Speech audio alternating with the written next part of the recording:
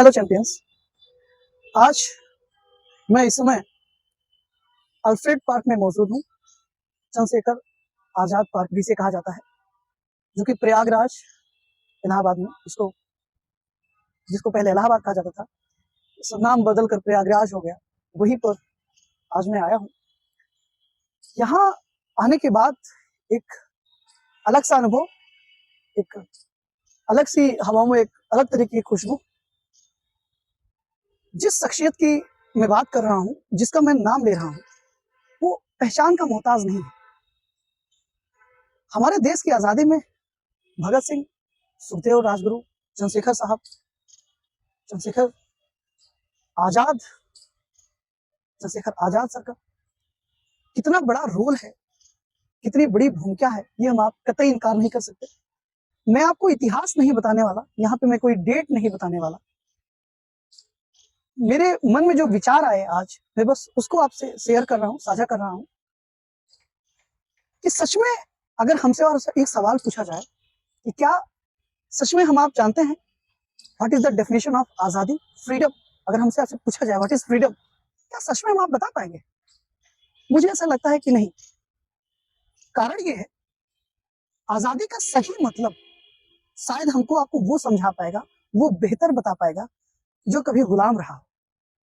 हमने और आपने तो आजादी के माहौल में, देश आजाद हो चुका था, तब हमने आपने जन्म लिया, सांस ली।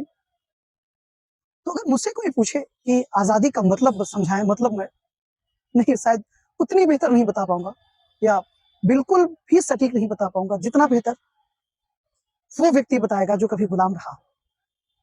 लेकिन मैं सिर्फ इतना कहना चाहता हूं कि अगर हमको आजादी मिली, हम आप जिसकी वजह से चैन की सांस ले रहे हैं, अपने काम को बेहतर ढंग से कर पा रहे हैं, हमें उन्हें भूलना नहीं चाहिए। मैंने लोगों को अक्सर देखा है, इवन सबकी अगर बात करूं, इंक्लूडिंग मी, अभी तो काफी सुधार है। सिर्फ मैं ये कहना चाहता हूं कि हम आप दो लोगों के बीच खड़े हो जाते हैं, चौराहे पे खड़े हो जाते हैं, बहुत बड़ी बड़ी बातें करने लगते हैं। सिर्फ इतना सा कहना है कि बड़ी बड़ी बातें मत करिए, उसकी जगह छोटे छोटे काम कर लीजिए। अगर ये देश हमको मिला, आजाद देश मिला, यहाँ के लोगों का सम्मान करें, इस देश का सम्मान करें, और हमको आपको गर्व होना चाहिए कि ऐसे विभूतियों ने हमारे देश में जन्म लिया। हमारे पास पूरा इतिहास भरा पड़ा है ऐसे उदाहरणों से, जिनको सिर्फ पढ़ने मात्र से ही आपके अंदर एक अलग सी ज्वाला भड़क उठेगी, कुछ कर गुजरने की चाहत पैदा हो जाती है। जिस तरीके से कोई तोता होता है, पिंजड़े में बंद होता है, 2 दिन पिंजड़े में बंद कर दीजिए, फिर उसको आप छोड़िए, तो वो बेहतर समझता है कि आजादी किसे कहते हैं। शायद हम आप इतना नहीं समझ पाएंगे, क्यों? क्योंकि कभी गुलाम नहीं थे। फिर बार बार इसी को कह रहा हूँ। एक चीज और मैं कहना चाहूंगा चंद्रशेखर आजाद साहब से, बहुत ही बड़े महान क्रांतिकारी थे हमारे। इनसे अगर हम आप सीखना चाहें तो बहुत कुछ सीख सकते हैं। कुछ चीज बिंदुओं पे मैं बात करूंगा, उसमें से एक बिंदु है, अगर हम आप स्वाभिमान की बात करें तो हम सबको पता है कि जब ये अंग्रेजों को द्वारा घेर लिए गए, चारों तरफ से फायरिंग होने के लिए, गोलियां चलने लगी, तो इन्होंने एक गोली अपने लिए बचा कर रखी थी। जहां तक मुझे पता है, जहां तक मुझे बताया गया है, इनका था कि मैं अंग्रेजों के हाथ नहीं आने वाला, गिरफ्तारी नहीं दूंगा, मैं आजाद हूं, आजाद, मैंने सांस लिया, लड़ाई लड़ी, आजाद ही मैं इस दुनिया को छोड़ूंगा। तो इन्होंने उस आखिरी गोली को अपने ही हाथों से अपने ऊपर फायर किया, अपने सर में गोली मार ली, अपने स्वाभिमान के लिए, अपने देश के गौरव के लिए। ये अंग्रेजों को, उन जालिमों को ये बताना चाहते थे कि आप शरीर जकड़ सकते हैं, शरीर को गुलाम बना सकते हैं, आत्मा को नहीं। और ये चुनौती थी, और ये संदेश भी था उनके लिए कि जितनी जल्दी हो सके निकल लो।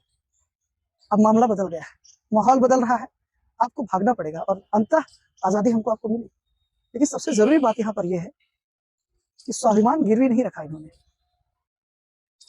क्योंकि हम आप इसी देश में रहते हैं, ऐसे उदाहरण हमारे आपके सामने पेश है। इस आबो हवा में अगर हम आप सांस ले रहे हैं, तो हमको आपको इस पर विचार करना पड़ेगा कि क्या हमको और आपको अपना स्वाभिमान गिरवी रखना चाहिए।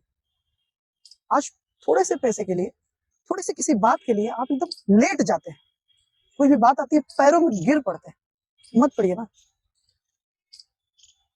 कोई ज्यादा ज्यादा क्या कर लेगा। आप यकीन करें, मौत निश्चित है, मौत से बिल्कुल मत डरिए। स्वाभिमान को गिरवी मत रखिए, उसको बचा के रखिए। और इसी कड़ी में मुझे रामधारी सिंह दिनकर साहब की एक कविता याद आ रही है। उसकी चंद लाइनें मैं बोलता हूँ, आप सुने भी होंगे। सच है विपत जब आती है, कायर को ही दहलाती है। सूरमा नहीं विचलित होते, क्षण एक नहीं धीरज होते। विघ्नों को गले लगाते हैं, कांटों में राह बनाते हैं। एक वीर पुरुष की, बहादुर इंसान की यही पहचान होती है। और चंद्रशेखर आजाद साहब से हम सबको ये सीख मिलती है कि बहादुरी क्या होती है, बहादुरी की मिसाल क्या होती है। ये हम आप उनसे बेहतर सीख सकते हैं। मैं कहना यह चाहता हूं कि हर तरीके से हम सब अपने काम को बेहतर तरीके से अंजाम दें, अपने काम को बेहतर ढंग से करें। किसी से दबने झुकने की आवश्यकता नहीं है, किसी से डरने की आवश्यकता नहीं है। थोड़ा सा ईश्वर में भरोसा रखें, खुद पर भरोसा रखें, अपने काम को करते रहें। याद रखें, हम आप इन्हीं के वंशज हैं। ईश्वरीय अंग कहा जाता है मनुष्य को।